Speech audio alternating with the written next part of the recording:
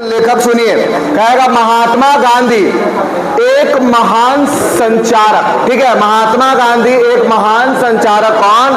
तो धीरज कांकड़िया। धीरज कांकड़िया कहेगा महात्मा गांधी एक महान संचारक पुस्तक कौन लिखा? धीरज कांकड़िया।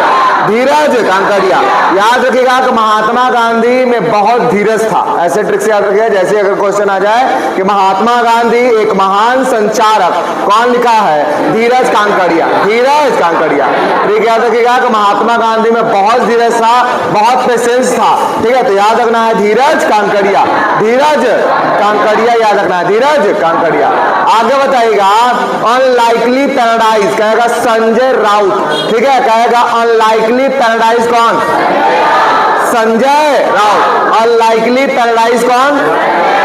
कहेगा Atal Bihari Vajpayee the eternal statesman कौन लिखा है? तो विजय गोयल। कौन लिखे हैं? Vijay Goyal. Atal Bihari Vajpayee the eternal statesman कौन लिखा है? विजय गोयल। कहेगा रिक्लेमिंग इनक्रेडिबल। ठीक है, रिक्लेमिंग इनक्रेडिबल नवीन कुंडू। नवीन कहेगा रिक्लेमिंग इनक्रेडिबल कौन लिखा है? नवीन कुंडू। किनका पुस्तक है जी? नवीन कुंडू। कहेगा रिक्लेमिंग इनक्रेडिबल कहेगा कौन है? नवीन कुंडू।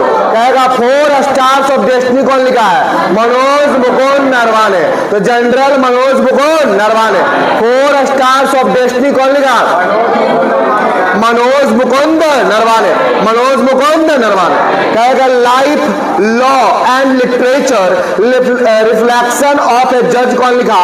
आनंद वेंकटेश। आनंद। कहेगा life law and literature reflection of a जज कौन लिखा? आनंद वेंकटेश। कौन लिखा है? आनंद वेंकटेश। कहेगा आपसे एग्जाम वॉरियर कौन? प्रधानमंत्री नरेंद्र मोदी। एग्जाम वॉरियर कौन लिखा? प्रधानमंत्री नरेंद्र। कहेगा आकाश। आकाश जो मिसाइल है उस पर आधारित है। ठीक है, आकाश कहेगा कौन लिखा है?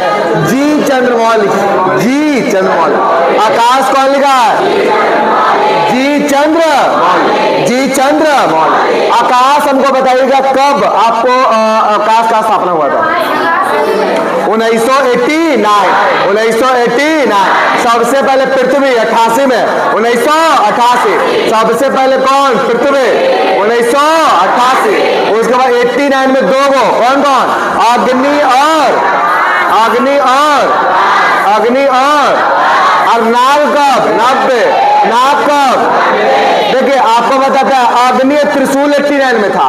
अग्नि और त्रिशूल 89 में, और नाग और आकाश 90 में। नाग और आकाश 90, और 88 में पृथ्वी। 88 में पृथ्वी। तो याद रखिएगा 1988 में किसका? पृथ्वी का। 1988 में किसका? पृथ्वी।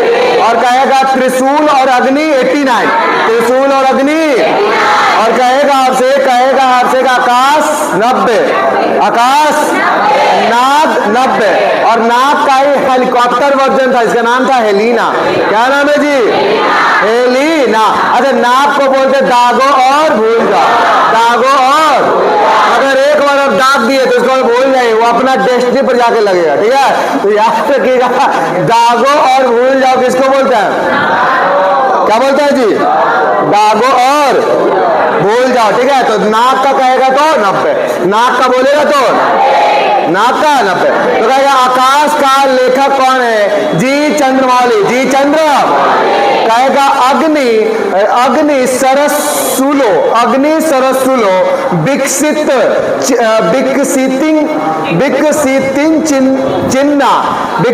चिन्ना। ठीक है, कमलम आपका द्रौपदी मुर्मू। कमलम द्रौपदी मुर्मू। कौन लिखा पुस्तक? तो यारलंगडा लक्ष्मी प्रसाद। यारलंगडा लक्ष्मी प्रसाद नाम भयानक है। ठीक है, तो कहेगा आपसे कि अग्नि सरसुलो विकसितिंग चिंता। ठीक है, विकसितिंग चिंता कमलम द्रौपदी मुर्मू। यारलंगडा लक्ष्मी प्रसाद। यारलंगडा लक्ष्मी प्रसाद। कौन लिखा? यारलंगडा लक्ष्मी प्रसाद। चुनौतियां मुझे पसंद है। कौन लिखा है? सुरेश धनकर। सुरेश। चुनौतियां मुझे पसंद है। कौन? सुरेश धनकर। चुनौतियां मुझे पसंद है। कौन?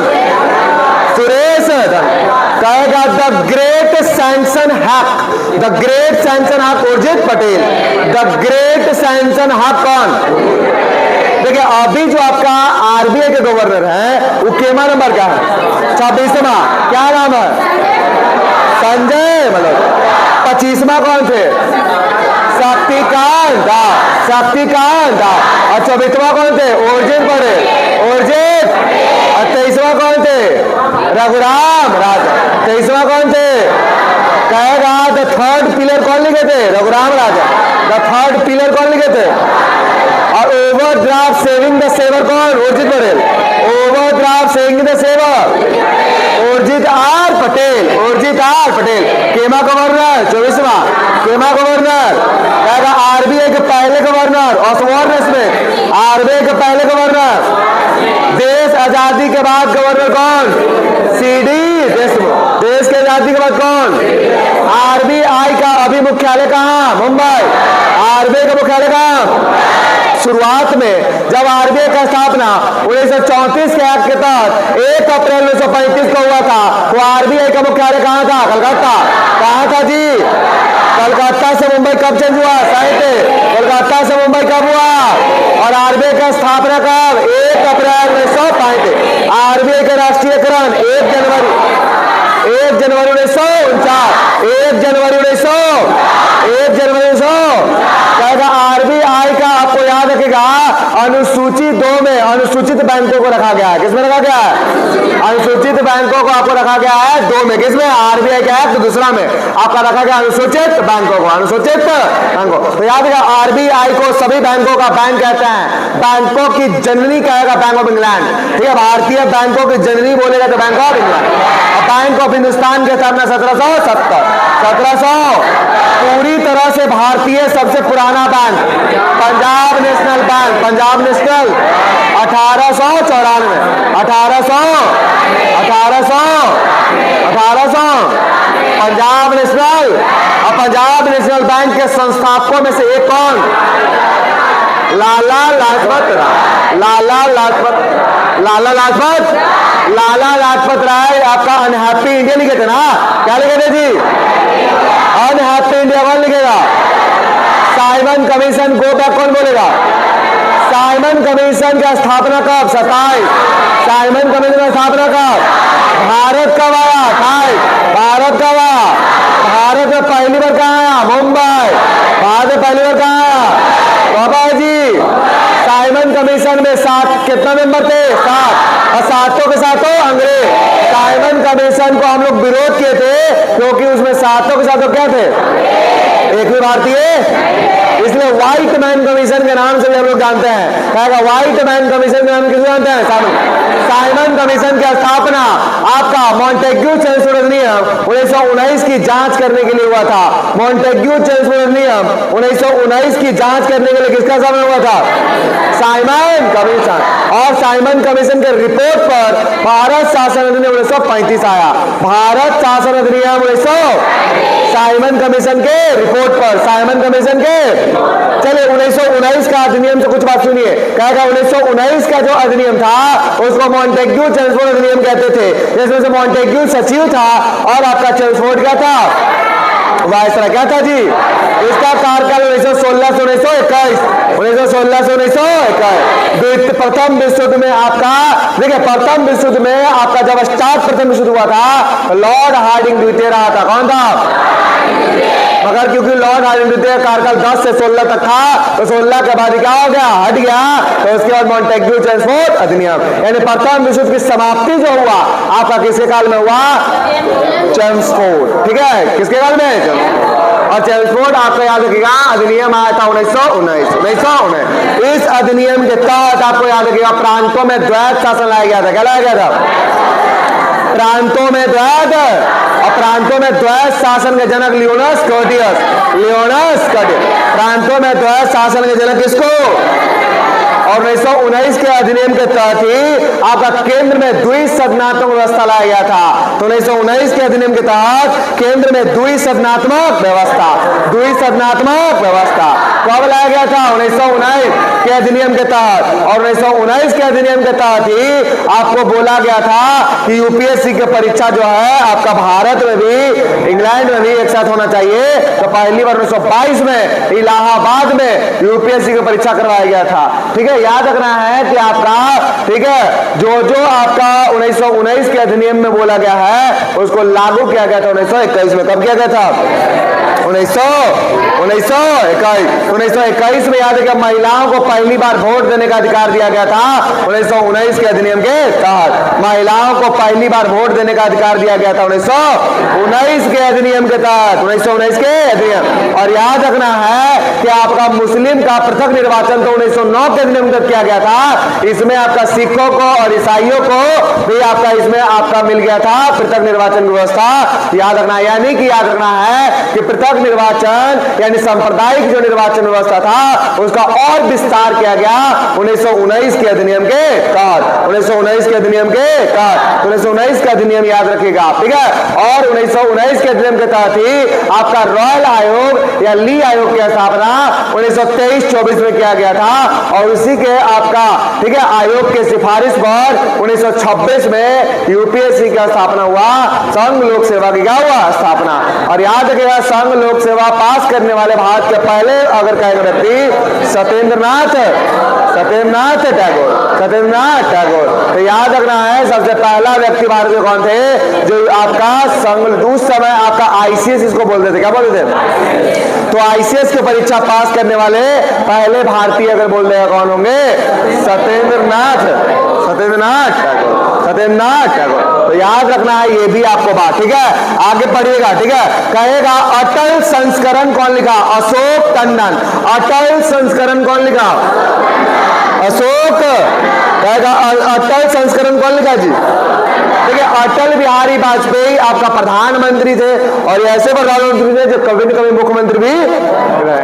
और अटल बिहारी वाजपेयी सबसे कम दिन के लिए भी प्रधानमंत्री बने थे, 13 दिन के लिए। कितना दिन के लिए? 13। और याद रखना है कि अटल बिहारी वाजपेयी पर आपका याद के द्वारा पुस्तक लिखा गया राजनीति के उस पार। राजनीति के उस पार, राजनीति के उस पर पुस्तक कौन लिखा? अटल बिहारी वाजपेयी। अटल बिहारी वाजपेयी। राजनीति के उस पर कौन लिखा? अटल बिहारी वाजपेयी। कहेगा आपसे कि आपका मोदीज मिशन कौन लिखा है? तो बिरजिस देसाई। मोदीज मिशन कौन लिखा है? बिरजिस देसाई। मैंने कैंसर को जीत लिया, ये पुस्तक कौन लिखा है? तो पी विजय आनंद रेड्डी। पी विजय आनंद रेड्डी। मैंने कैंसर को जीत लिया कौन? पी विजय आनंद। पी विजय आनंद। कहेगा द ग्रेट सैंक्शन हैव कौन लिखा? Urjit Patel. The great sanction have कौन लिखा? मोदी जी मिशन कौन लिखा? बिरजेश देसाई। बिरजेश। कहेगा अटल संस्करण कौन लिखा? अशोक टंडन। अटल संस्करण अशोक टंडन। कहेगा भारत दैट इन इंडिया कौन लिखा? अभिजीत जोग। अभिजीत। कहेगा भारत दैट इन इंडिया कौन लिखा? अभिजीत जोग। कहेगा the magic of lost earnings, ठीक है, अर्निंग्स, ठीक है। कहेगा the magic of last earnings कौन लिखा? Sudha Murty. The magic of last earnings कौन लिखा? सुधा मूर्ति। सनातन संस्कृति की अटल दृष्टि कौन लिखा? सनातन संस्कृति की अटल दृष्टि कौन लिखा? तो वासुदेव देवनानी, ठीक है, वासुदेव देवनानी। तो कहेगा सनातन संस्कृति की अटल दृष्टि कौन लिखा? वासुदेव देवनानी। द रॉम्स बे होम कौन लिखा है? तो सोनाली खुल्लर श्रॉफ। सोनाली खुल्लर। कहेगा द रॉम्स बे होम कौन लिखा? सोनाली खुल्लर, सोनाली खुल्लर। इसको याद रखिएगा, अगर पूछ ले द रॉन्ग्स वे होम, अगर किसी को गलत रास्ता आप दिखा दीजिएगा घर जाने का तो आपको सुना देगा, नहीं गलत जगह पहुंच जाएगा तो नहीं, आपको फिर सुना देगा, मतलब गुस्सा देगा, ठीक है। तो याद है wrongs way, the wrongs way home कौन लिखा है? सोनाली खुल्लर, सोनाली खुल्लर। जालियांवाला बाग की कराहे कौन लिखा है? तो राजवंती मान, राजवंती मान। जालियांवाला बाग की कराहे कौन लिखा है? दो बार तीन बार बोल रहे हैं कि आप बोलिए, नहीं बोलिएगा नहीं याद होगा, ठीक है। सब आपका करंट अफेयर का चीज होता है, बोलिएगा याद रहेगा, नहीं बोलिएगा नहीं याद रहेगा, रोज नया आ रहा है, ठीक है। जालियांवाला बाग की कराहे कौन लिखा? राजवंती मान। कौन लिखा जी? राजवंती। कहेगा द ब्रह्मास्त्र अनसील्ड कौन लिखा है? द ब्रह्मास्त्र अनसील्ड, तो टी शिवा, टी शिवा। कहेगा द ब्रह्मास्त्र अनसील्ड कौन लिखा है? टी शिवा। कहेगा ready, ready relevant and resurgent two कौन लिखा है? Ready relevant and resurgent two कौन लिखा है? Anil Chauhan. Ready relevant and resurgent two कौन लिखा? अनिल चौहान, अनिल। कहेगा अबव एंड बियॉन्ड कौन लिखा? शिव कुमार मोहन का, Shiv Kumar. Above and beyond कौन लिखा? शिव कुमार मोहन का, शिव कुमार। कहेगा अबव एंड बियॉन्ड कौन लिखा? मतलब कहने का मतलब है शिव जी का अगर भक्ति कीजिएगा तो एकदम सबसे ऊपर हो जाएगा। अबव, ठीक है, ऐसे याद रखना मन में, जैसे है अबव तो याद है शिव से संबंधित कुछ है, अपने पकड़ा जाएगा। तो याद रखना है अबव एंड बियॉन्ड कहेगा कौन? शिव कुमार मोहन का, शिव कुमार। कहेगा आफ्टर मी चियोस कौन लिखा? एमजे अकबर। आफ्टर मी चियोस कौन लिखा? एमजे। महात्मा गांधी और पर्यावरण कौन लिखा? टी.एन. खोसू, टी.एन. महात्मा गांधी और पर्यावरण कौन? टी.एन. महात्मा गांधी और पर्यावरण टी.एन. खोसू। कहेगा से they will shoots you madam. कहेगा they will shoots you madam, कौन होगा? हाँ, हरिंदर बवेजा, हरिंदर। कहेगा they will suits you madam, कौन? हरिंदर बवेजा। कहेगा बिंग्स ऑफ बेल्लोर कौन लिखा? Beings of Bellore, Swapnil Pande, Swapnil. कहेगा बिंग्स ऑफ बेल्लोर कौन? स्वप्नील। कहेगा बिंग्स ऑफ बेल्लोर, स्वप्नील। कहेगा लिविंग द विवेकानंद वे कौन लिखा? Living the Vivekananda. कहेगा अन्नाया अवस्थी और निखिल यादव। कहेगा अन्नाया अवस्थी और निखिल यादव। अन्नाया अवस्थी कौन? कहेगा लिविंग द विवेकानंद वे कौन लिखा जी? हाँ, अन्नाया अवस्थी और निखिल। कहेगा डिफरेंट बट नो लेस कौन लिखा? अनुपम खे। कहेगा डिफरेंट बट नो लेस कौन लिखा? Mother Mary comes to me in Kochi, Arundhati. Mother Mary comes to me कौन? कहेगा the Chola tigers adventures of Somnath कौन? अमीश त्रिपाठी। कहेगा से the Chola tiger adventure of Somnath कौन? जैसे सोमनाथ मंदिर में पूजा करेंगे त्रिपाठी लोग, ब्राह्मण लोग, ठीक है, तो वैसे अमीश त्रिपाठी, क्या ना Amish Tripathi. The Chola tigers adventures of Somnath कौन? Operation Sindoor the untold story Pakistan कौन? तो केजेएस झेलो, केजेएस। तो याद रखिएगा ऑपरेशन सिंदूर के पाकिस्तान को हम लोग ढिल्ला कर दिए थे, ऐसे याद रख रहा है। कहेगा मार के कर दिए थे ढिल्ला। यादा operation Sindoor the untold story Pakistan कौन लिखा? KJS. Operation Sindoor the fire that silence terror कौन लिखा? टीसी राव। कौन लिखा जी? टेरर वाला बोलेगा तो टीसी राव, टेरर वाला बोलेगा तो अब पाकिस्तान आएगा तो ढील लो, पाकिस्तान आएगा तो ढील लो। कहेगा operation Sindoor the untold story Pakistan, तो केजेएस ढील लो, केजेएस ढील लो। और चिनानी नासिर सुरंग नाम क्या हो गया? श्यामा प्रसाद मुखर्जी, श्यामा प्रसाद। कहेगा चिनानी नासिर सुरंग का नाम क्या हो गया? कहेगा आपसे कि आपका चिनानी नासिर सुरंग किस दर्रा में है? बनिहाल। कौन दर्रा में? जवाहर सुरंग में किस दर्रा में? कौन सा दर्रा? और कहेगा आपसे अगर कि आपका कि इसका जो आपका उत्तर प्रदेश में जो आपका दीनदयाल उपाध्याय के नाम पर मुगलसराय जंक्शन का नाम क्या हो गया? आगरा एयरपोर्ट का नाम क्या हो गया? दीनदयाल उपाध्याय। और कहेगा आपसे कि गुजरात का कांडला बंदरगाह का नाम क्या हो गया? दीनदयाल उपाध्याय। और कोलकाता पोर्ट ट्रस्ट का नाम क्या हो गया? श्यामा प्रसाद। और कहेगा आपसे, अगर पूछेगा कि आपका जो यहाँ पे बनारस में जो एयरपोर्ट है उसका नाम क्या है? लाल बहादुर शास्त्री। लखनऊ में क्या है? चौधरी चरण सिंह। लखनऊ में एयरपोर्ट का नाम क्या है? चौधरी चरण। जेवर एयरपोर्ट कहाँ? नोएडा। जेवर एयरपोर्ट कहाँ पे? और जहां भगवान बुद्ध का मृत्यु हुआ था कुशीनगर, वहां पे कुशीनगर इंटरनेशनल एयरपोर्ट बन गया, याद रखिएगा। और एक अयोध्या एयरपोर्ट भी याद रखना है आपका यूपी में। तो केगो एयरपोर्ट? 5 गो। और आपका जेवर एयरपोर्ट जो है एशिया का सबसे बड़ा आपका एयरपोर्ट, याद रखिएगा। जेवर एयरपोर्ट कहाँ पे? उत्तर प्रदेश। नोएडा में। कहाँ पे? उत्तर प्रदेश को पहले क्या बोलते थे? यूनाइटेड प्रोविंस, संयुक्त। उत्तर प्रदेश को पहले क्या बोलते थे? संयुक्त। उत्तर प्रदेश को पहले क्या बोलते थे? स्थापना कब हुआ? 50। यूपी का स्थापना, असम का स्थापना 50, तमिलनाडु का, पश्चिम बंगाल का, और राजस्थान का 49, हिमाचल प्रदेश 71, हिमाचल प्रदेश, कर्नाटक 56, केरल, मध्य प्रदेश, कहेगा अंडमान निकोबार, लक्षद्वीप में कौन सी भाषा? मलयालम ना। केरल में कौन सी भाषा? मलयालम को शास्त्रीय लैंग्वेज का दर्जा कब मिला? 2013। उड़िया को कब मिला? 14। उड़िया को, संस्कृत को 5, संस्कृत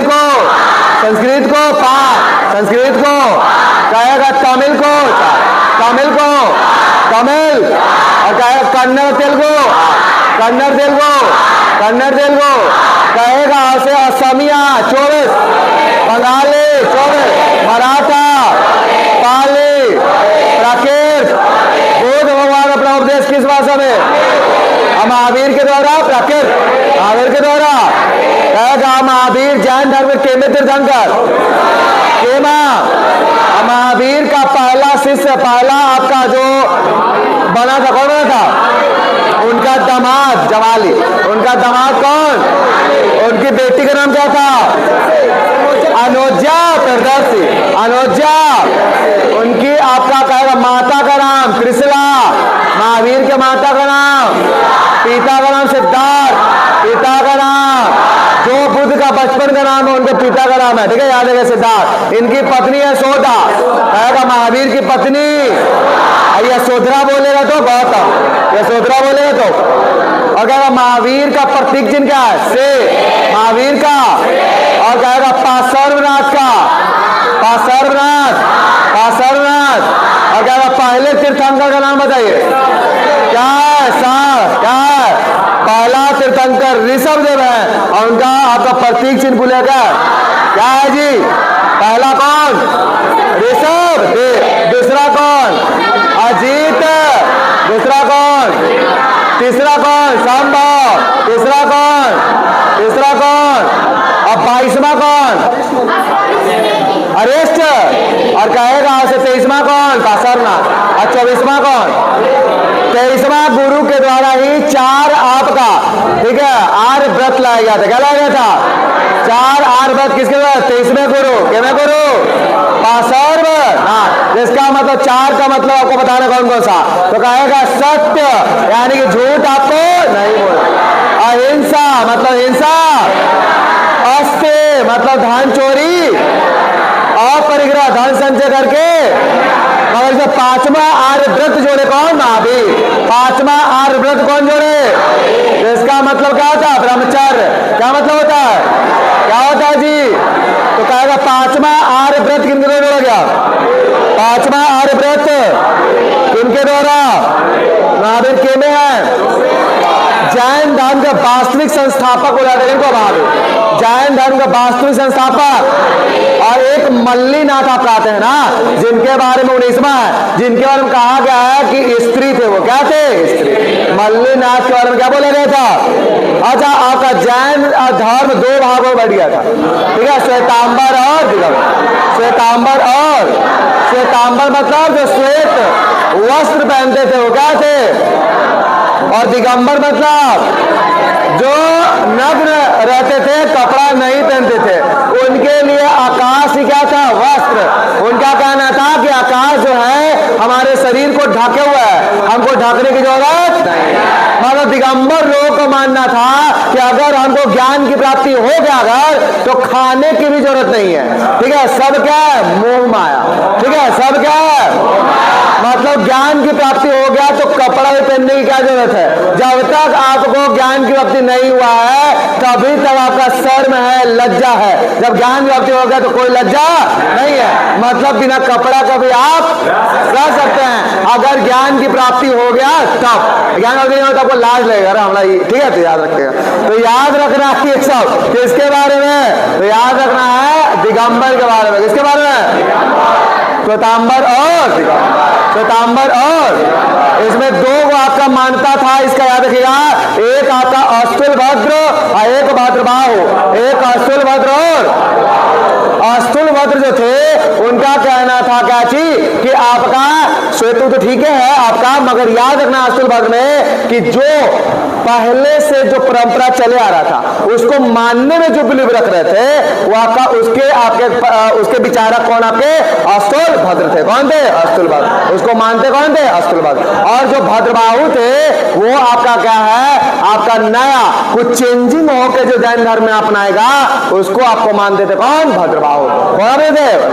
जैसे हीनयान महायान बौद्ध धर्म में था ना, तो हीनयान में क्या बताया गया था? जो बौद्ध धर्म पहले से चला आ रहा था उसमें कोई चेंजिंग के साथ नहीं अपनाना, मतलब जो है उसी को अपनाएंगे, ठीक है। और जो चेंजिंग के साथ अपनाएगा वो महायान, चेंजिंग के साथ अपनाएगा उसको क्या कहेंगे? महायान। तो कोई पूछ लेता है, ठीक है, तो याद रखिएगा।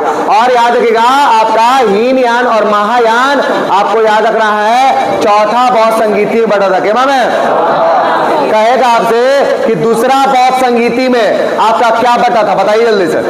दूसरा बौद्ध संगीति में आपका 2 भाग बटा थे ना जी। एक आपका अस्तवीर है,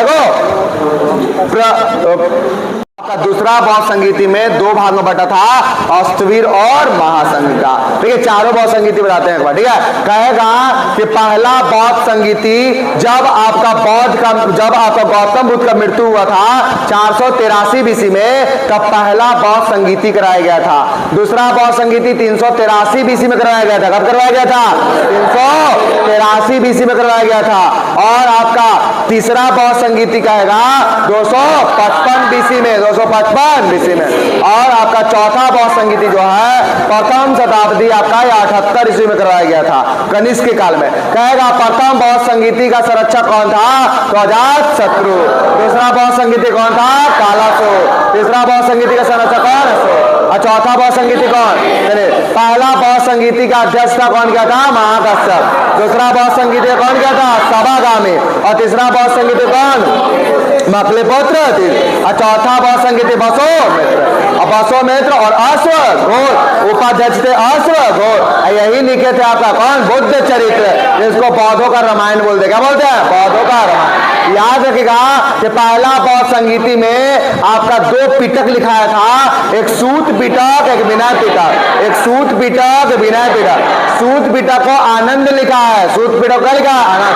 आपको ट्रिक बताते, सूतने में आनंद मिलता है, तो आनंद के द्वारा सूत पिटक, और उपाली के द्वारा विनय पिटक, उपाली के द्वारा विनय पिटक। और दूसरा बौद्ध संगीति में अस्तवीर और महासंगिक में बौद्ध धर्म 2 भागों में बट गया था, अस्तवीर और महासंगिक। और तीसरा बौद्ध संगीति में तीसरा पिटक लिखा गया, अविधम पिटक, मकलिपुत्र, मकलिपुत्र जिसके द्वारा तीसरा आपका पिटक लिखा गया था। ये भी बात याद रखना है। और चौथी आपका बौद्ध संगीति जो हुआ था उसमें आपका हीनयान और महायान। चौथा बौद्ध संगीति में 2 भागों में फिर से याद रखिएगा, हीनयान और महायान, हीनयान और महायान। तो याद रखना है गौतम बुद्ध जो है इनके माता का नाम महामाया था, और पिता का नाम क्या था? सुद्धोधन। और इनकी पत्नी का नाम यशोधरा, इनका बेटा का नाम राव, का बेटा का नाम। और प्रथम बौद्ध भिक्षुणी बनी थी महिला में कौन? प्रजापति गौतमी। और बौद्ध धर्म में आपको, ठीक है, याद रखिएगा, आपका भिक्षुणी सब बनने के लिए कहेगा 15 साल मिनिमम। कितना? 15 साल। और याद रखना बौद्ध आपका जो है, इनका जन्म कब हुआ था गौतम बुद्ध का? 563 और 483 बीसी में मृत्यु। 563 बीसी में इनका जन्म और 483 बीसी में जन्म हुआ था लुम्बिनी में, नेपाल और बिहार का सीमा पर। और मृत्यु कुशीनगर में हुआ था, वो यूपी में। कहां पे? यूपी कुशीनगर में। याद रखिएगा, एक अपने गए थे वहां पे और उनको आपका सुजाता जो है, सुजाता नहीं, चुंद के द्वारा आपका कहा था सुअर के मांस खिला दिया जाता है और उसके बाद क्या होता है? मृत्यु। क्या होता है जी? मृत्यु। तो याद रखना है गौतम बुद्ध का मृत्यु जो है आपका हो जाता है। और बौद्ध धर्म में सबसे पवित्र जो स्थल होता है उसको चैत्र कहते हैं। चैत्र। बिहार मतलब क्या होता है गौतम बुद्ध में? जहां वो लोग ठहरते थे उसको क्या बोलते थे? बिहार। क्या बोलते थे जी? जो वर्षा ऋतु में वो लोग क्या होते थे? आपका ठहरते थे एक जगह पर वर्षा ऋतु में। कहा जाता था कि जितना पाप है उसको वो किया जाता था, ठहर के प्रायश्चित किया जाता था। याद रखना है आपका वर्षा ऋतु में। कौन से ऋतु में? वर्षा ऋतु में गौतम बुद्ध। गौतम बुद्ध याद रखिएगा आपका शाक्य, आपका इनका पिताजी शाक्य कुल के और माता कोलीय वंश के थी। माता किस वंश के? गौतम बुद्ध का गोत्र गौतम था। गौतम बुद्ध का गोत्र क्या था? इनके पिता कौन सा कुल? शाक्य। और माता कौन सा? कोलीय। माता कौन सा? कोलीय। और याद है गौतम बुद्ध जो है जब जन्म लिए थे तो एक ऋषि के द्वारा आपका इनके पिताजी इनका भविष्य दिखवाए थे, भविष्यवाणी दिखवाए थे, जिसमें बताया गया था कि यह या तो बहुत बड़ा राजा या बहुत बड़ा सन्यासी बनेगा, जिसके डर से उनके पिताजी घर से बाहर उनको निकलने ही नहीं देते थे कि एक ही वो बेटा है सन्यासी बन जाएगा तो ठीक है फिर दिक्कत हो जाएगा। तो इसीलिए आपका गौतम बुद्ध को हर चीज घर में ही उपलब्ध करवा दिया गया था। आपका जितना जरूरत का उनका सामान था हर चीज उनको घर में ही उपलब्ध करवा गया था, ठीक है। उसके बावजूद भी गौतम बुद्ध एक बार जब आपका किसी प्रकार से घर से बाहर थोड़ा सा निकले तो आपका 4 व्यक्ति को देखे थे। कितने व्यक्ति को? 4 व्यक्ति को, जिसमें से पूछेगा क्वेश्चन सबसे पहली बार किसको देखे थे? तो याद रखिएगा किसको देखे थे जी? वृद्ध व्यक्ति को। किसको? वृद्ध व्यक्ति को। दूसरा किसको? बीमार व्यक्ति। दूसरा किसको? बीमार। तीसरा किसको? मृत व्यक्ति। तीसरा किसको? मृत। और चौथा कहेगा सन्यासी। चौथा किसको?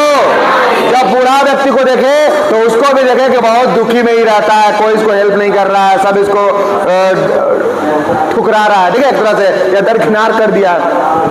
दूसरा व्यक्ति जो बीमार है वो भी आपका देख रहे हैं उसके पीछे सब रोते कांदते, मतलब टेंशन में है, पूरा दुख है, ठीक है। जब एक मृत व्यक्ति को देखे तो उसको देखे 4 वो कन्ना पर आदमी टांग के ले जा रहा है और सब पीछे से रोते जा रहा है, ठीक है। बहुत दुनिया दुखों से भरा हुआ है, ठीक है, याद रखिएगा। जब चौथा व्यक्ति को देखे आपका कमंडल में हाथ में कमंडल लिए हुए, ठीक है, अपना भगवान का भजन करते हुए पूरा खुशी से झूमते हुए जा रहा था, तो आपका गौतम बुद्ध सोचे कि सबसे अच्छा यही है और हमको यही अब बनना है, ठीक है। तो सन्यासी आपका ये बने थे। और याद रखिएगा जब घर छोड़ के जा रहे थे तो अपने साथ घोड़ा गया था, एक सारथी भी गया था कुछ दूर तक। घोड़ा का नाम कंटक रहेगा। घोड़ा का नाम क्या रहेगा?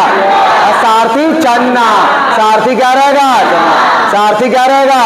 और उसको कुछ दूर के बाद कहे कि अगर तुम लोग हरदम मेरे साथ ही चलोगे, ठीक है, तो हम सन्यासी जीवन जीने से फिर क्या फायदा हुआ, ठीक है, तुम तो हेल्प ही कर दोगे मेरा, ठीक है। तो याद रखिएगा वो सबको लौटा दिए वहां से और बोले कि अब हम अकेले जाएंगे। कौन? अकेले। और गौतम बुद्ध को आपका पीपल ब्रिज के नीचे और आपका निरंजन नदी के किनारे, निरंजन नदी के तट पर ज्ञान की प्राप्ति हुआ था। किनको? गौतम बुद्ध को, ठीक है। गौतम बुद्ध को ज्ञान की प्राप्ति 29 वर्ष की अवस्था में गृह त्याग दिए थे। गौतम बुद्ध कितना वर्ष में?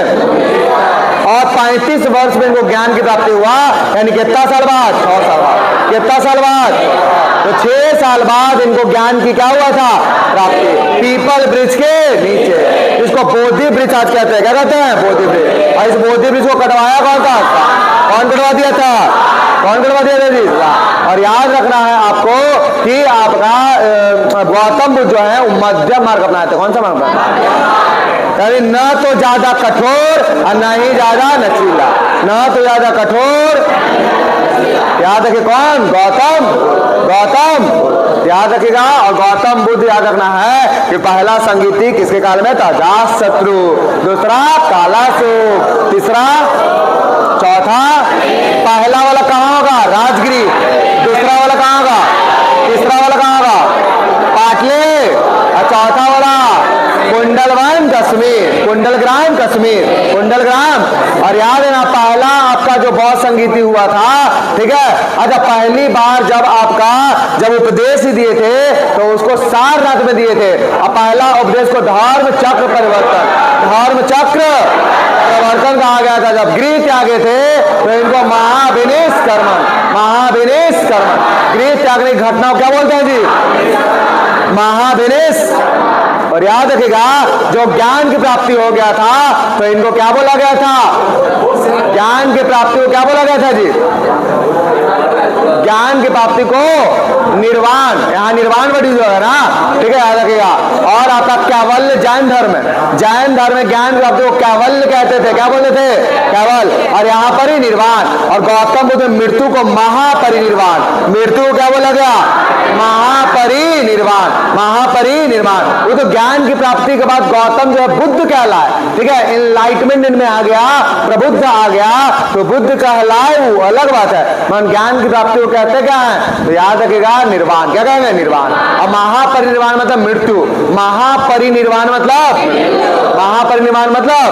और गौतम बुद्ध के मृत्यु का प्रतीक पूछेगा तो याद रखिएगा आपका स्तूप, और स्तूप नहीं रहेगा तो पद चिन्ह रहेगा, क्या रहेगा? पद। स्तूप नहीं तो पद चिन्ह, याद रखिएगा आपका मृत्यु का प्रतीक है, याद रखिएगा।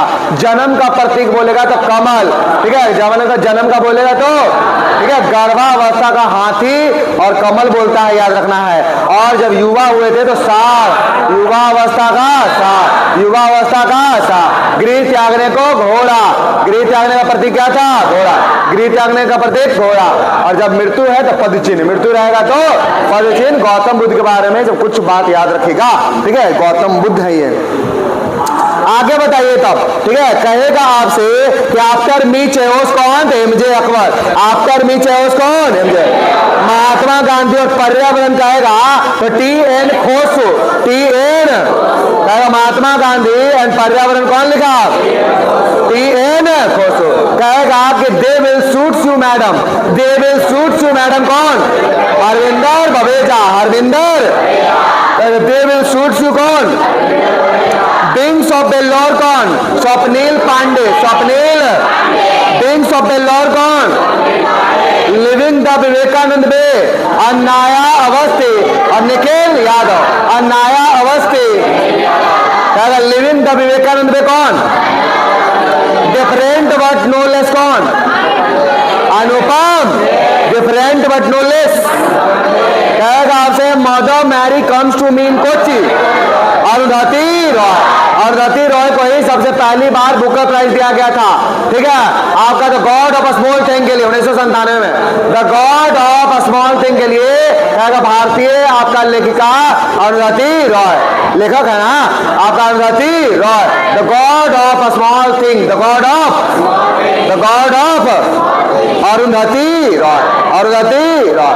कहेगा the Chola tigers adventures of Somnath कौन? Amish Tripathi. The Chola tigers adventure of Amish Tripathi कौन? The Chola tiger adventure of Somnath कौन? Amish Tripathi. Operation Sindoor the untold story of Pakistan कौन लिखा? के.जे. ढिल्लो। बता दो थोड़ा देर पहले कि पाकिस्तान आ जाएगा सिंदूर में तो ढिल्लो, क्या रहे? ढिल्लो। और operation Sindoor the fire that silenced आपका कहेगा टेरर तो TC. Rao, TC. Rao. The man who became cinema Ashok Chopra. The man who became cinema कौन? अशोक। द कॉन्शियल नेटवर्क कौन? सगाता श्रीनिवास राजू। कहेगा द कॉन्शियस नेटवर्क कौन? Sagata Srinivas. The rise of the hitman कौन? R Kaushik. The rise of the hitman कौन? कहेगा why the constitution matter? D Y. Chandrachud. कहेगा why the constitution matter कौन? D Y. Why the constitution matter कौन? डी.वाई. कहेगा एम.जे.एस. कहेगा M A Swaminathan, the man who fed India कौन? प्रियंबदा जयकुमार। प्रियंबदा कहेगा आपसे कि M A Swaminathan, the man who fed India कौन? प्रियंबदा कहेगा ब्रेकिंग द ग्लास सीलिंग कौन? शक्ति गुरुंग। कहेगा ब्रेकिंग द ग्लास सीलिंग कौन? शक्ति। ब्रेकिंग द ग्लास सीलिंग शक्ति गुरुंग। कहेगा इमरजेंसी डायरीज कौन? इसका विमोचन क्या? अमित शाह। इमरजेंसी डायरीज का विमोचन कौन? अमित शाह गृह मंत्री है ना। और सहकारिता मंत्री कौन? अब बिहार का नया मुख्यमंत्री कौन बन गया? सम्राट। और के अब आपको याद रखना है कि सम्राट चौधरी नीतीश कुमार के बने थे 10वां। जो नीतीश कुमार इस साल शपथ लिए थे चुनाव जीतने के बाद, तो केमा नंबर का जी। और अभी इनको शपथ सम्राट चौधरी को कौन दिलाया? तो याद रखना है आपका कौन? सैयद अता हसनैन। राज्यपाल है ना, सैयद अता। राज्यपाल किसी भी राज्य की बनने वाली पहली महिला कौन? सरोजनी। कहाँ की? यूपी की। कहाँ की? और क्या है, राज्यपाल के लिए क्या बोले थी कि राज्यपाल का जो पद है सोने के पिंजरे में बंद एक चिड़िया के समान है। सोने के पिंजरे में बंद एक कहेगा था गोल्डन थ्रेशोल्ड कौन लिखा था? सरोजिनी नायडू का जन्म कब हुआ था? 13 फरवरी 1879। 13 फरवरी 1800। इसलिए हर साल 13 फरवरी को राष्ट्रीय महिला और 13 फरवरी को रेडियो दिवस। रेडियो का आविष्कारक कौन है? जी मार्कोनी। रेडियो का आविष्कारक। अब रेडियो तरंग संबंधी कौन सा मंडल में? आयन। कहेगा आपसे कि हवाई जहाज कहाँ उड़ेगा? कहेगा आपसे कि आपका हेलीकॉप्टर कहाँ उड़ेगा? धूल कण कहाँ होगा? बादल कहाँ बनेगा? मगर कहेगा the mother of all pure cloud. मुलाब में कहाँ? संताप। कहेगा आपसे कि उल्का पिंड इस सवाल कहाँ गिरेगा? मध्य। और सैटेलाइट सब जाके कहाँ पे? बाहर। और क्या क्षोभ मंडल कहां से कहां तक है? 18 किलोमीटर तक। 0 से 18। विषुवत रेखा से देखिएगा तो 18। और ध्रुव पर कहेगा 8। ध्रुव पर औसत ऊंचाई पूछेगा। औसत कहेगा समताप मंडल में जैसे जैसे ऊपर बढ़ते हैं टेम्परेचर में क्या होता है? घटता के बढ़ता है? टेम्परेचर बढ़ता है। मध्य मंडल में क्या होगा? घटेगा। मध्य मंडल में आयन मंडल में बढ़ेगा। आयन मंडल में क्षोभ मंडल में घटेगा। क्षोभ मंडल में बताया थे ना जी कि 165 मीटर ऊपर जाइएगा 1 डिग्री सेल्सियस टेम्परेचर क्या हो जाएगा? घट जाएगा। अगर 1 किलोमीटर ऊपर जाइएगा तो 6.4 कुछ याद हुआ है ना? ठीक है, इसलिए ध्यान सुनिएगा तो बहुत याद हो जाएगा। ठीक है, इसलिए रोज ध्यान से सुनिएगा। ठीक है, चलिए कुछ हम जनवरी का दिवस बताते हैं। ठीक है, याद रखिएगा, दिवस याद रखिएगा और रोज 1 महीना का दिवस बताएंगे। ठीक है, तो ऐसे क्या होगा? आपको इंपॉर्टेंट दिवस याद रहेगा। बताएगा ब्रेल दिवस कब बनाते हैं? 4। कहेगा लुई ब्रेल दिवस कब? लुई ब्रेल दिवस 4 जनवरी। लुई ब्रेल दिवस 1 जनवरी को भी याद रखिएगा आप DRDO दिवस मनाते हैं। 1 जनवरी को क्या मनाते हैं? DRDO। 1 जनवरी क्या मनाते हैं? DRDO। ताकि 1 जनवरी 1958 को DRDO का स्थापना हुआ था। 1 जनवरी 1958 को DRDO का स्थापना कब? 1 जनवरी 1958। 1 जनवरी 1958 और 29 जुलाई 1958 को नासा का। 29 जुलाई 1958 को 29 जुलाई को हर साल क्या? Tiger day. 29 जुलाई को हर साल क्या मनाते हैं? 29 जून को सांख्यिकी दिवस, स्टैटिस्टिक दिवस। 29 जून को पीसी महाल नोबेल। तो कहेगा कि 4 जनवरी को लुई ब्रेल दिवस। 9 जनवरी को प्रवासी भारतीय दिवस। 9 जनवरी को प्रवासी अंतर्राष्ट्रीय बोलेगा तो 18 दिसंबर जब गांधी जी, महात्मा गांधी दक्षिण अफ्रीका से 1915 में जब भारत आए थे, तो उसी के उपलक्ष्य में 2003 से प्रवासी भारतीय दिवस मनाया जा रहा है, प्रवासी भारतीय दिवस। और याद रखिएगा प्रवासी भारतीय दिवस जो है हर साल 2 वर्ष बाद मनाया जाता है। क्या मनाया जाता है? अच्छा, प्रवासी भारतीय दिवस 2025 में मनाया गया था ना, कहाँ पे? भुवनेश्वर, उड़ीसा के भुवनेश्वर, उड़ीसा के भुवनेश्वर। प्रवासी भारतीय दिवस के उपलक्ष्य में कौन चीफ गेस्ट आए थे? कार्ला कंगालू बताए थे। ये कार्ला कंगालू कहाँ के? कार्ला कंगालू कहाँ के?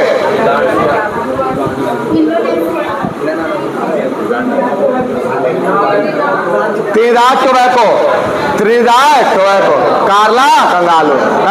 त्रिनिदाद टोबैको के आपके थे कार्ला कंगालू, वही आए थे आपका प्रवासी भारतीय दिवस, प्रवासी भारतीय दिवस। और आपका युवा प्रवासी भारतीय दिवस भी उड़ीसा में ही हुआ था। कहाँ हुआ था? उड़ीसा। युवा प्रवासी भारतीय दिवस कहाँ मनाया गया था?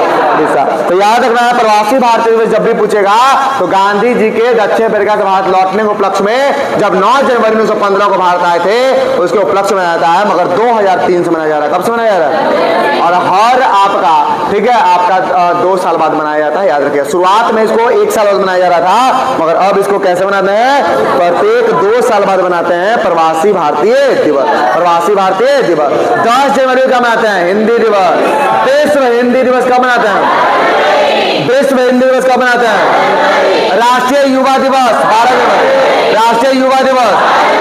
थल सेना दिवस 15 जनवरी, थल सेना दिवस या भारतीय सेना दिवस भी 15 जनवरी। कहेगा पराक्रम दिवस बोलेगा 23 जनवरी।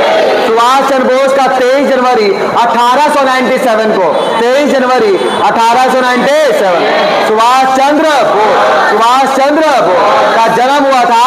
और उसी के उपलक्ष्य में याद रखिएगा हम लोग 23 जनवरी को सुभाष चंद्र बोस का जन्म दिवस मनाते हैं, मगर अब इसको मनाया जा रहा है पराक्रम दिवस के रूप में। किस रूप में?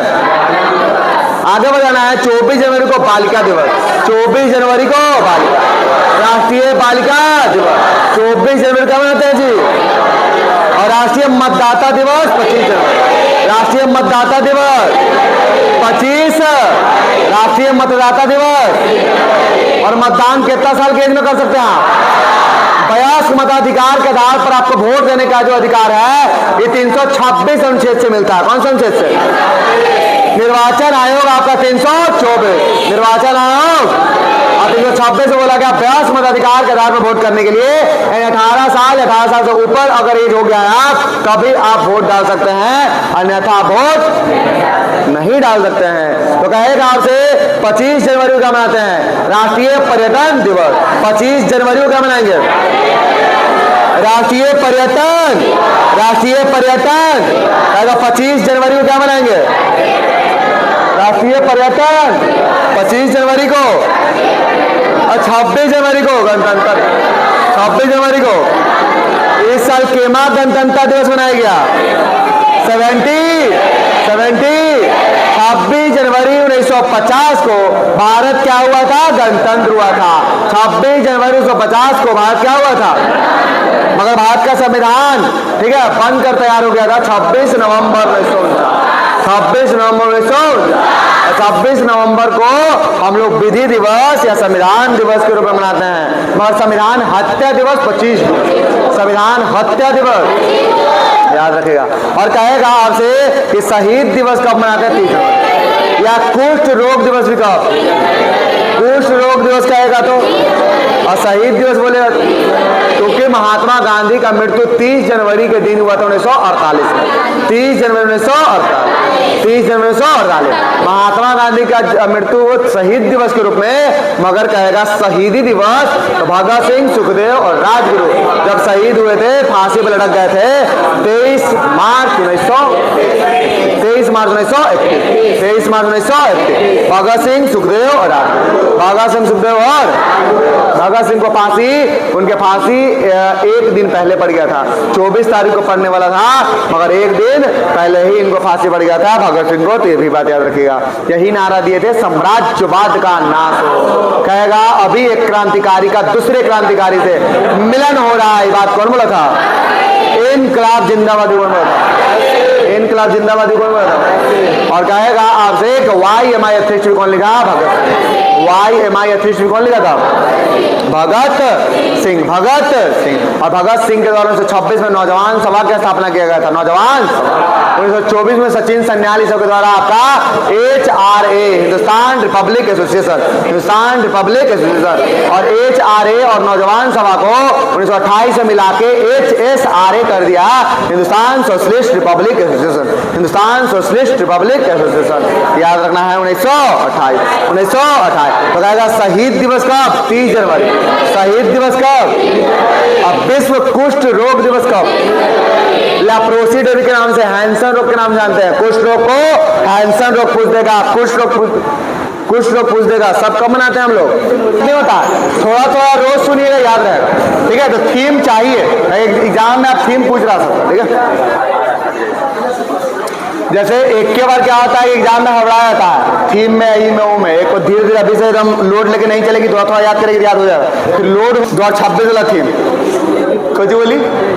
27 मार्च को विश्व रंग मंच दिवस मनाते हैं। 27 मार्च को क्या मनाता है?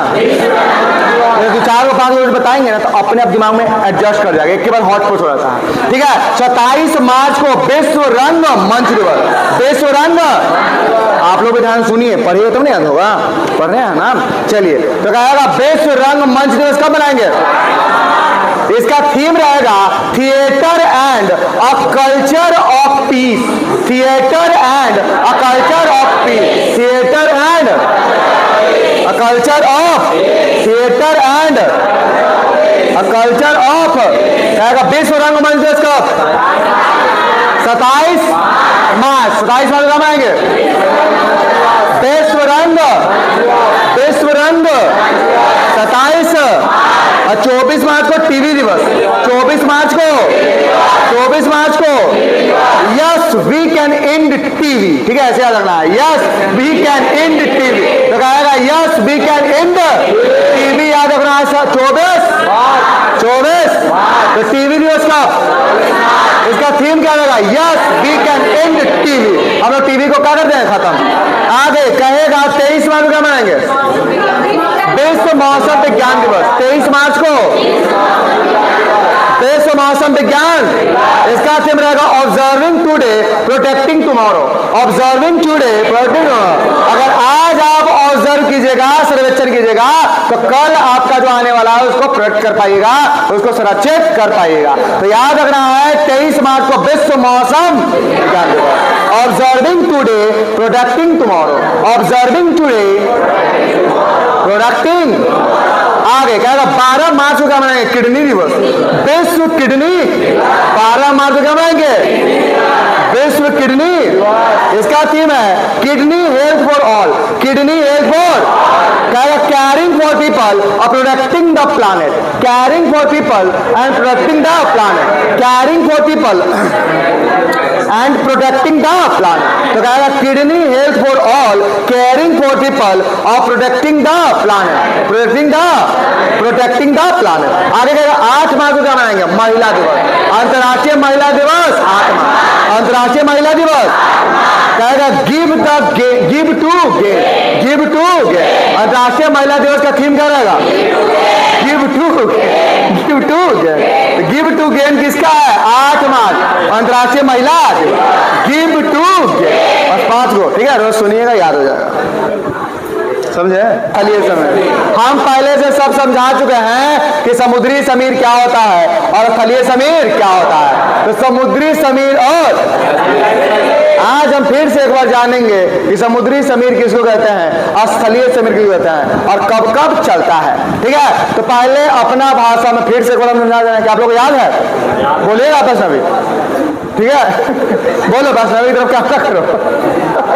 खड़ा होकर बता देते, हमको लगता है कैमरा वाला तो खड़ा होकर इस तरह को घबरा देगी।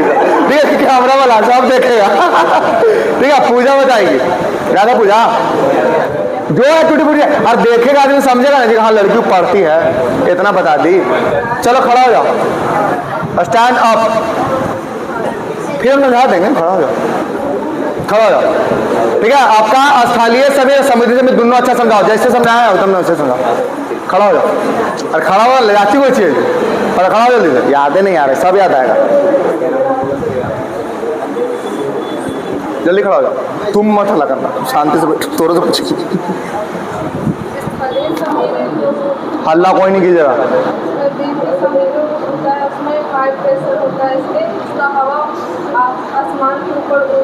आसमान ठीक है, ठीक। और समुद्र की तरफ लो प्रेशर हो जाता है, इसके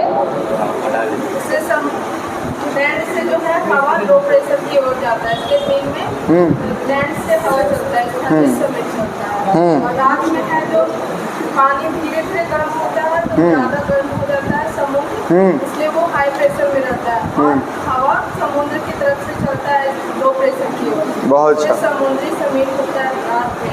सही बात, बैठ जाओ, ये सही बोलिए जी।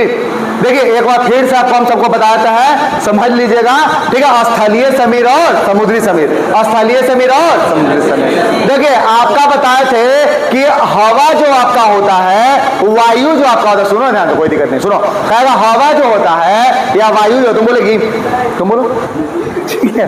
हवा जो होता है या वायु जो होता है आपका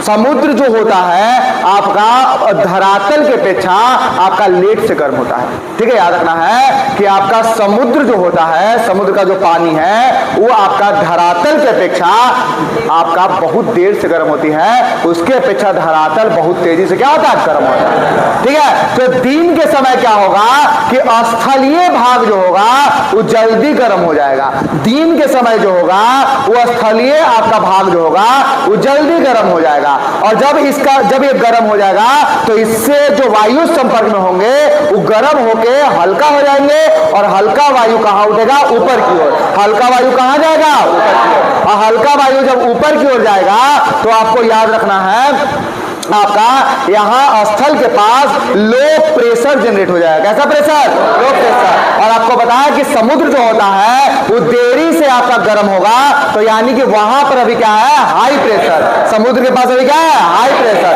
तो हवा किस ओर चलेगा, high pressure to low pressure.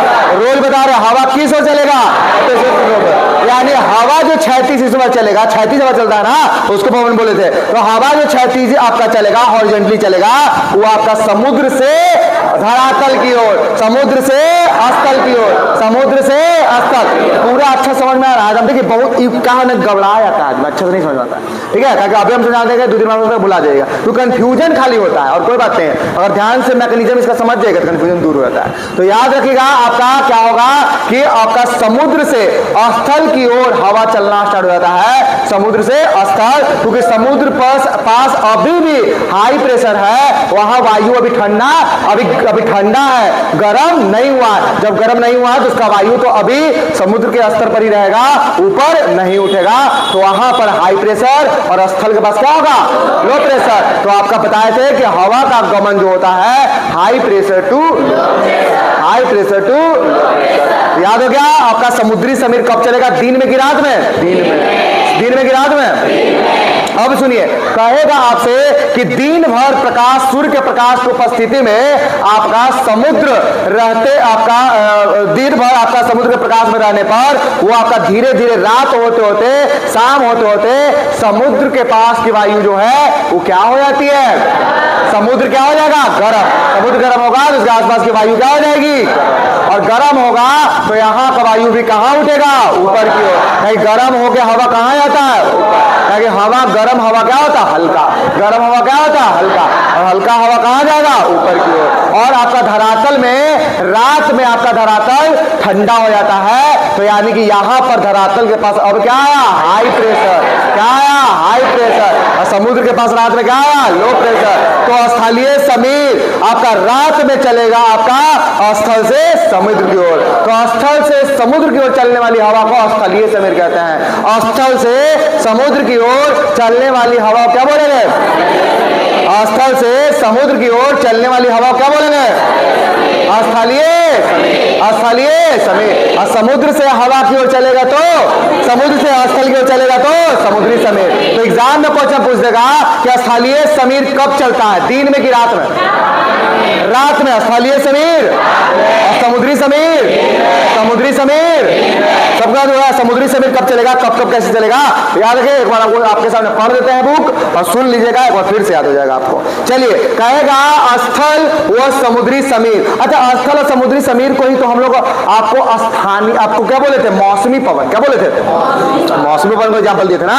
आपका स्थलीय समुद्री समीर कैसा पवन है, मौसमी। फिर से सुन लीजिए, बता देते हैं। उष्मा के अवशोषण तथा स्थानांतरण में स्थल व समुद्र में भिन्नता पाई जाती है। उष्मा का जो स्थानांतरण होता है ना, उसमें स्थल और समुद्र में भिन्नता पाया, काहे पाया जा रहा है कि स्थल वाला भाग जो है वो जल्दी से गर्म हो जाता है, नहीं, और समुद्र वाला भाग देरी से। तो याद गया, उष्मा के अवशोषण तथा स्थानांतरण में आपका स्थल और समुद्र में भिन्नता पाई जाती है। दिन के दौरान स्थल भाग समुद्र की अपेक्षा अधिक गर्म हो जाता है। तो वही बात बताया जो आपको, ठीक है, दिन का जो समय होगा उसमें स्थल वाला भाग जो है समुद्र की अपेक्षा क्या हो जाएगा, जल्दी गर्म हो जाएगा। अतः स्थल पर हवाएं ऊपर उठती है, स्थल पर जो गर्म होगा स्थल पर हवा कहां उठेगा, ऊपर उठेगा। तो स्थल पर हवा कहां उठेगी, ऊपर, और निम्न दाब क्षेत्र बनता है। और कौन दाब क्षेत्र, निम्न दाब क्षेत्र। जबकि समुद्र अपेक्षाकृत ठंडे रहते हैं। समुद्र क्या रहेगा, ठंडा, समुद्र अपेक्षाकृत क्या रहेगा, ठंडा। ठीक है, याद फिर समझ में आ रहा लोग जी, समुद्र अपेक्षाकृत क्या रहेगा, ठंडा, और उन पर उच्च वायु दाब बन जाता है। समुद्र क्या बन जाएगा, उच्च वायु दाब बन जाता है, और इससे समुद्र से स्थल की ओर दाब प्रवणता उत्पन्न होती है।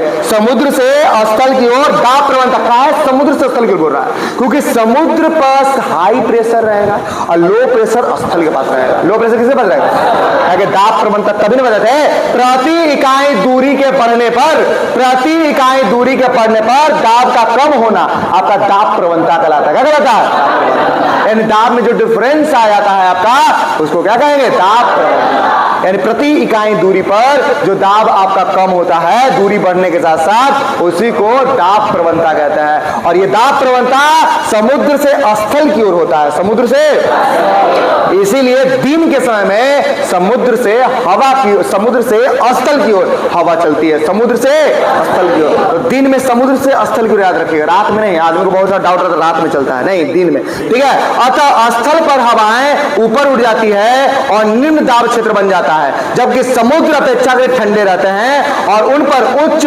वायु दाब बनता है, और इससे समुद्र से स्थल की ओर दाब प्रवणता उत्पन्न होती है, और पवनें समुद्र से स्थल की तरफ, ठीक है, समुद्री समीर के रूप में प्रवाहित होती है। यानी समुद्र से जो स्थल की ओर पवन चलेगा उसी को क्या बोलेंगे हम लोग, समुद्री समीर। याद रखना है, समुद्र से स्थल की ओर चलेगा तो समुद्री समीर। मगर कब चलेगा, दिन में कि रात में, दिन में, दिन में ना, क्या कि दिन में समुद्र गर्म होने में टाइम लग जाएगा, रात हो जाएगा तब गर्म होगा। कब तक दिन में गर्म कौन हो जाएगा, स्थल वाला गर्म होगा। तो स्थल पास आपका लो प्रेशर, क्योंकि यहाँ का वायु ऊपर उठ गया है तो वहां पूरा खाली हो गया, तो यहाँ से आपका दाब प्रवणता समुद्र से स्थल की ओर जनरेट हो जाएगा, और इसीलिए समुद्र से आपका स्थल की ओर हवा चलेगा, यानी पवन उसको बोल देंगे। क्षैतिज डायरेक्शन में गमन हो रहा है, ताकि हवा का जब ऊर्ध्वाधर फ्लो होगा तो उसको वायु धारा या एयर करंट कहते हैं, एयर करंट। तो बोलिए, क्लियर है।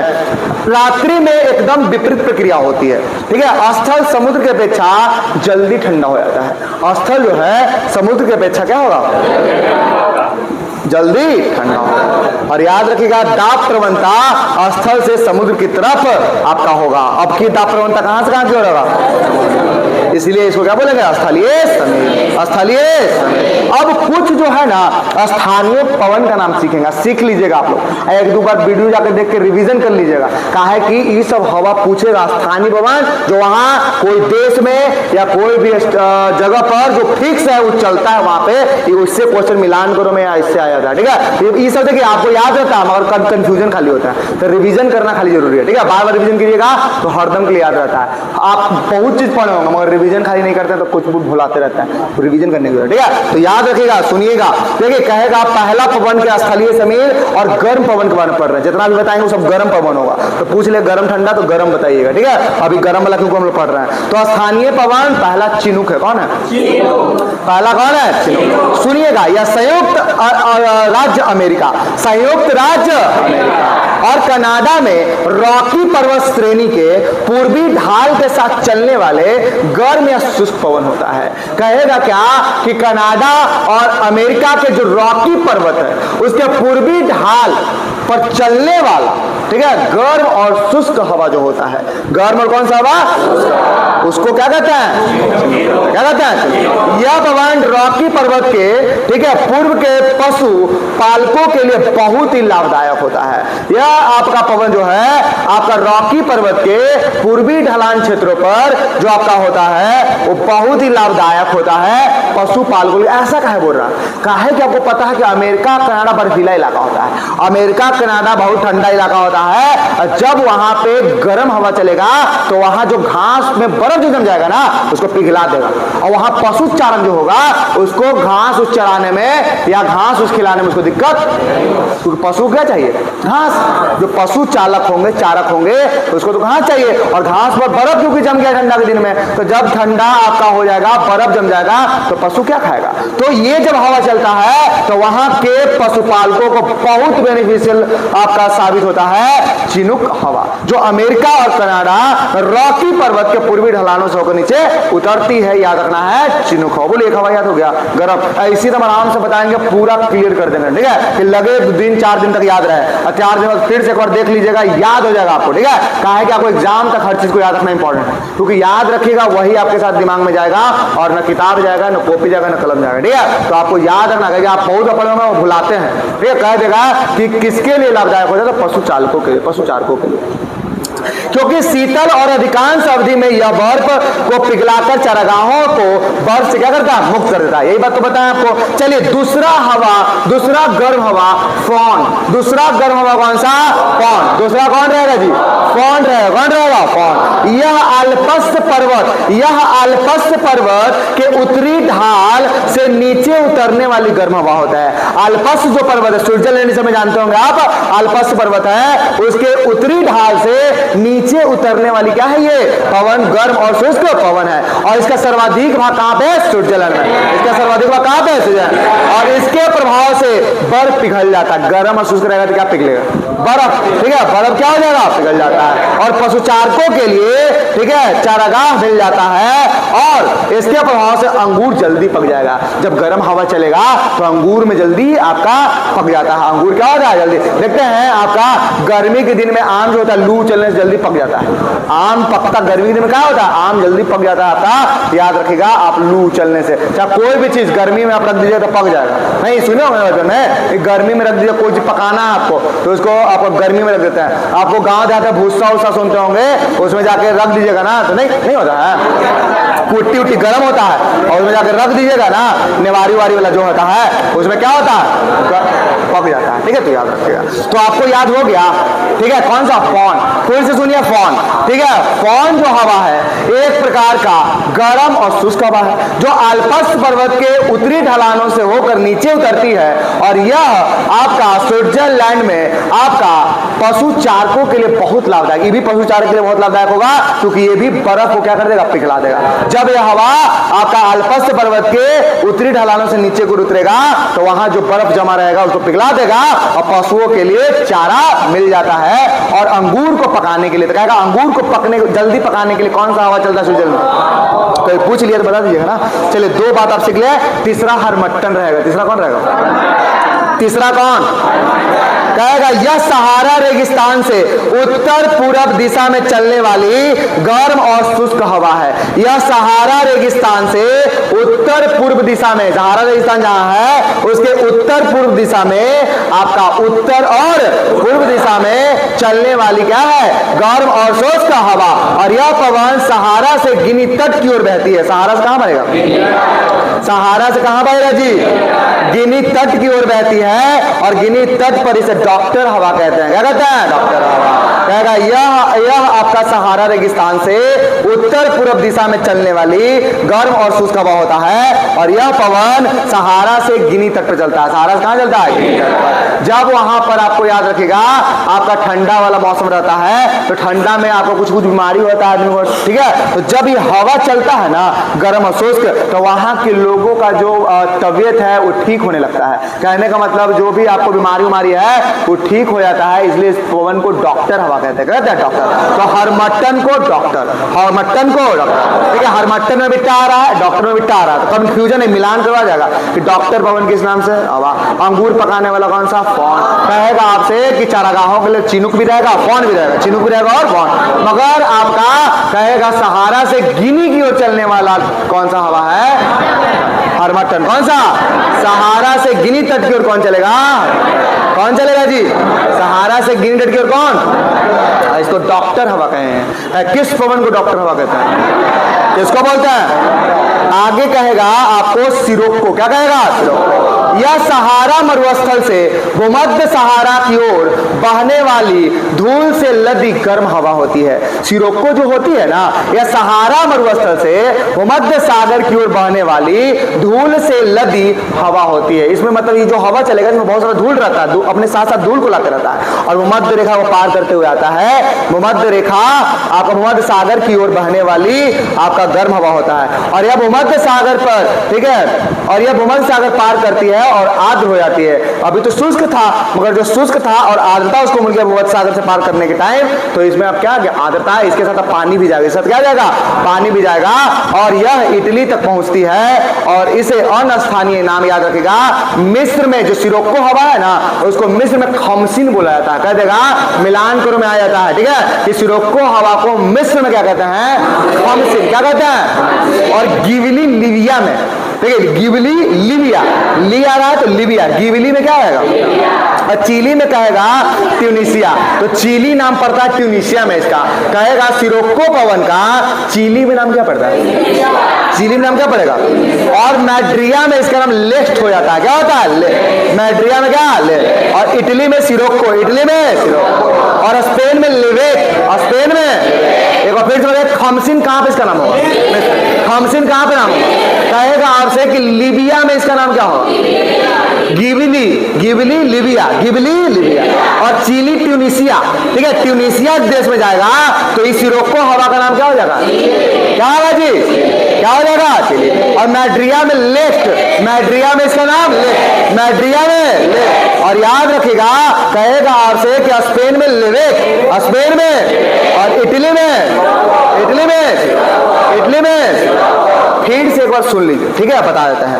कहेगा कि यह सहारा मरुस्थल से भूमध्य सागर की ओर बहने वाली धूल से लदी गर्म हवा होती है। यह सहारा मरुस्थल में आपका भूमध्य सागर की ओर, यह सहारा मरुस्थल में भूमध्य सागर की ओर बहने वाली धूल से लदी गर्म हवा होती है, धूल से लदी, और यह भूमध्य सागर को पार करते हुए इटली में जाती है। देखिए ये जो हवा है ना, ये हवा आपका कहा जाता है कि खून की बारिश, ठीक है, करने वाली हवा, ठीक है, पता इसमें नहीं दिया, आपको बता दे रहे हैं, ये खून से बारिश करने वाली, यानी खूनी आपका बारिश करने वाली, यानी ब्लड रेन के नाम से इसको जाना जाता है। ये जब हवा चलती है सिरोक्को और इटली में खूनी वर्षा होता है, यानी कि ब्लड रेन होता है। ऐसा काहे बोला जा रहा है, काहे कि आपका धूल कण जो सहारा से लिया ना, उस सहारा का जो आपका मरुस्थल है, सहारा का जो बालू मिट्टी है, वो आपका लाल कलर का होता है। कैसा होता है, लाल कलर। और जब भूमध्य सागर में आती है, पार करती है, तो आर्द्र हो जाती है, और आर्द्र